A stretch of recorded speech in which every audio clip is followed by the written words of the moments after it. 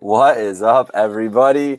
Welcome to Happy Hour at Happy Hour. It is night 2 of the Elite Eight. We are finally here. We are going to have the Final Four wrapped up after this evening. Yesterday, we had the Houston Cougars and the Baylor Bears move on. Tonight, we have at 7:15 the Gonzaga Bulldogs and the USC Trojans, and then the nightcap, Meerkats Michigan Wolverines hosting the UCLA Bruins. I'm joined by Meerkat and Stevie.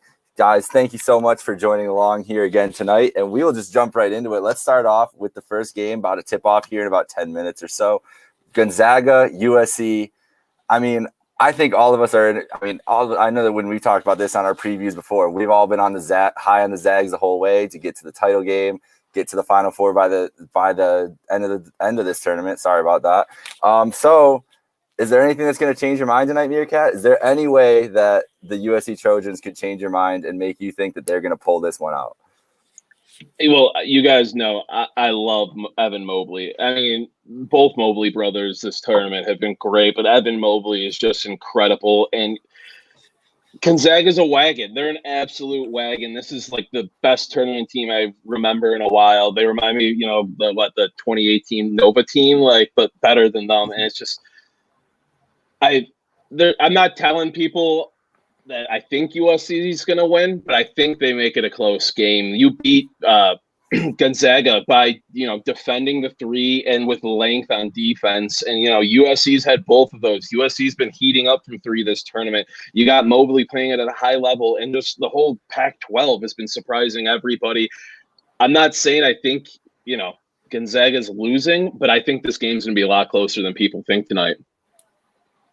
Yeah, so that line we're at right now, it's at 9, right? That's what we're about to close at. Stevie, how are you feeling about that +9? I'm on the complete other side. I'm not overthinking it. I think Gonzaga is the best team I've seen probably since the Anthony Davis Kentucky team, and the best passing team I think I've ever seen in college basketball. And I might die by that take. I think they're the best passing team. Mobley's great, but USC's shooting the three ball phenomenal the past two games. I think it was 61%, 51%. That has to come down at some point. It has to. And Gonzaga, they're not, they'll let you take their shots, but you're going to have to be hot for 40 minutes to stay with this team the whole way. You saw that. Creighton was hitting threes at the start of the game versus Gonzaga last time, and they're down 15. I mean, Gonzaga doesn't make mistakes. Yeah. They're going to pass everybody open, and if Mobley wants to take away Drew Timme, who's probably been one of the best players all tournament, okay, that's fine. They got Corey Kispert. They got Nembhard. They got Jalen Suggs. They have so many other options. I've been riding Gonzaga for a long, long, long time. I'm not about to hop off now. They've won every game except one this year by double digits, and we're getting a gift where the spread is less than double digits. Just give it to me. Just give me the -9. I hate laying points in the tournament too. I hate it. Yeah. But I'm just gonna ride with Gonzaga. -9. That's the best line we'll see for Gonzaga all year before probably the championship game. I'm a bit still recency bias on USC, I guess, though, because of what they've been doing, shooting the three and stuff. No, you have White and Edey on fire from beyond the arc right now. And if that can stay consistent tonight, and Peterson, and then Gonzaga, I mean, you can really stifle that offense if you shut them down with length, along the arc there, shut down their three, make them get inconsistent. And you saw USC do that against a good 3-point shooting team in Baylor last game. Sorry, not Baylor, Oregon.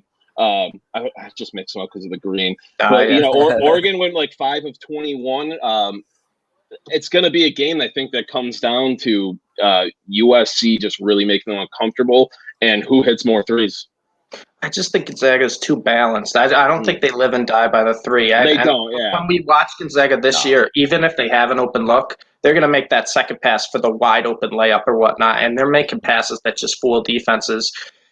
I can't get off Gonzaga. Mobley under the basket then, But that's the thing. They have the size there. And Mobley's the athlete to do it. I'm not trying to advocate for USC winning. I really think this is going to be a close game. I just think Drew Timme gets it underneath. He's different than most bigs. He's not going to try to take Mobley one-on-one. He's going to pass to the open shooter. And it's just, I don't know if USC has the depth and the amount of players to keep up with Gonzaga for 40 minutes. They might, if you were to bet USC, maybe take them spread in the first half. They could do that. I just don't think for 40 minutes they can stay in the game the whole way. And like I said, I've been riding Gonzaga all year long. I'm not about to pop off now.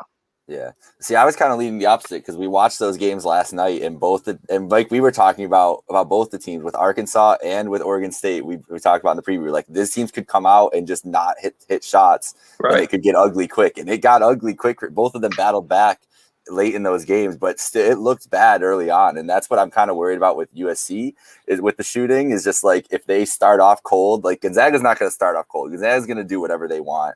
They're going to be able to get their buckets. They're going to be able to do what they need to do. So can USC keep pace early and kind of throw those haymakers and not just get run out of, not even just run out of the building, but not, dig themselves a hole that they have to come out of. It's really going to be interesting to see if Evan Mobley, I want to see if Mobley has that kind of takeover game where he is like the superstar on the floor and can just, will them to a kind of victory. We've got in this game, just for the NBA perspective, we got Mobley and Suggs, 2 of the top 5 prospects in the draft this year. Meerkat, yep. I mean, you really couldn't go wrong with either of these guys coming up NBA draft wise. Which one of these guys do you think you're looking forward to seeing the most? Like, which one do you think has more of an impact on tonight's game? I think Mobley has the bigger impact, but Suggs can absolutely take over, and that's what I've been saying is the 3-pointer USC defending that's going to play a major factor. If Suggs gets hot shooting, I mean, there's almost no stopping him. Sometimes he's going to be a lottery pick. Mobley's going to be a top 2 pick. It's a great matchup featuring some like incredible prospects, and that's what I want to see. Yeah.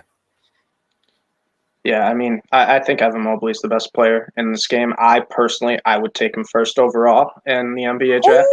I'd take him over Kate. I think he's got the highest ceiling. But I also don't sleep on Corey Kispert. He hasn't had a game where he's had to shoot a lot yet this tournament, but I think he's the best shooter in college basketball, and I think he could be a great role player, like shooter off the bench in the NBA. 100%. Yeah, for sure. Kispert, like you said, he hasn't really had that game in the tournament tonight, so maybe he's the one who kind of shows out and outshines those two. We've seen that before in some of these big prospect matchups where some third guy comes in and steals the show from both of them. All right, so what are we going with? Potential lottery. Exactly. Yeah. So let's go with the picks here. I'm going with USC +9. I can't not take those points the way they've been playing. And this was my elite of the way my bracket got completely shredded and destroyed. This was my Elite 8 pick for this region. Like, I'm pretty happy with that it's sticking out here. I got Gonzaga winning, but I got the +9. I think, like you said, Meerkat's going to be a close game. So you leaning towards that as well then?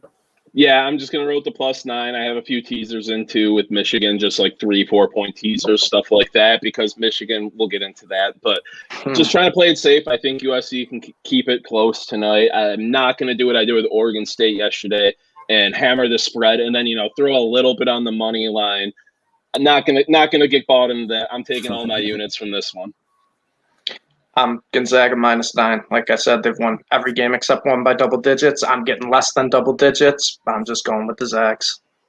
And I got them parlayed with something, but we'll get to that later. You can't roll. You can't go wrong with Gonzaga no matter what. Like, no matter what, that's a smart bet across the board this whole season. So, all right, we'll see what happens with that game. We're about to tip in a couple minutes here with that. So let's get into it for the nightcap, the last Elite 8 game for the last bid into the Final Four. The Michigan Wolverines and the UCLA Bruins. I know the UCLA was the 11 seed. They were in the play-in, but what a matchup that we get for an Elite 8 between these two like historic schools in college basketball. Like, of course, this was going to be the nightcap. Of course, it was going to be the last game of the weekend. Meerkat, how are you feeling going into this game tonight? You feeling confident against UCLA so far? Yeah, I am. UCLA is a team I haven't been able to get a read on this tournament. I've continuously faded them, and they've made me regret it. But Michigan just – I was scared going into the tournament without Livers. I'm not going to lie. I definitely was hesitant on placing any big futures or anything on them. I just took a few Final Four props. But then they come out, they kill Texas Southern. Okay, they look good. LSU, another good win right there. And then last game, they just absolutely decimated a Florida State team I liked. And I'm all the way bought in. Juwan Howard is an incredible coach. That lineup is deep. They can score everywhere. And Wagner is heating up. Always have a Wagner on the Michigan basketball team, please. It's just I little worried about the cover tonight because UCLA's been so frisky in that style of offense they play. But I think Michigan is pretty safe to move on tonight. I'm feeling confident. Usually I'm way more worried than this, and I'm feeling good. I'm right there with you, Meerkat, and it terrifies me because I've Yeah. gone against UCLA all tournament long, and Yeah. it has not worked. But what Michigan showed against Florida State was so impressive. But not only that, I mean, the Brooks and Brown, they have stepped up their game to the next level without, Livers in the lineup. They've basically doubled their season averages in the tournament. And it's really impressed me that Michigan's just that, next man up culture. They have the advantage on the inside with Dickinson. He's just an absolute monster. And I thought the Florida State was going to pose a problem with their size. And I love Mike Smith. He may be just 5'11", but he's an absolute boss. And I think he can step with the challenge. I really like Michigan. I never do this, but I'm laying the points another time with another favorite. I don't know. I think we shouldn't overreact to injuries. I said that before the tournament, and then I'm the idiot who didn't pick Michigan to the Final Four, and I'm like, well, why didn't I do that? Maybe a little Nate Oates, Alabama bias came into that pick, but Michigan is the third best team in college basketball, or at least top three. You can argue the rankings, and we really shouldn't have overreacted to the Livers injury. Yeah. Yeah, I know. I was more worried about that Livers injury than I think should have been going into it. I mean, just you never know what kind of an effect that subtraction is going to have. But like we were talking about last night, just it's been clear in this tournament the hierarchy of Gonzaga, Michigan, and Baylor. Like they've just looked so much head and shoulders above the rest of the teams. Yeah. Every game too. Yeah, every game. And like you guys said, that Florida State game the other day was really eye-opening for me because I was a big fan of Florida State going into the tournament, and just generally a big fan of Leonard Hamilton. And he just not even that. It just Juwan had an answer for every single thing that they threw at him at Florida State, and Michigan was never not in control in that game, man. Like they looked like they had answers for every single thing. The length of Florida State didn't bother them at all. No. So yeah, I'm riding with the points on this one too. I'm going 6.5. That's easy for me for Michigan. I think UCLA.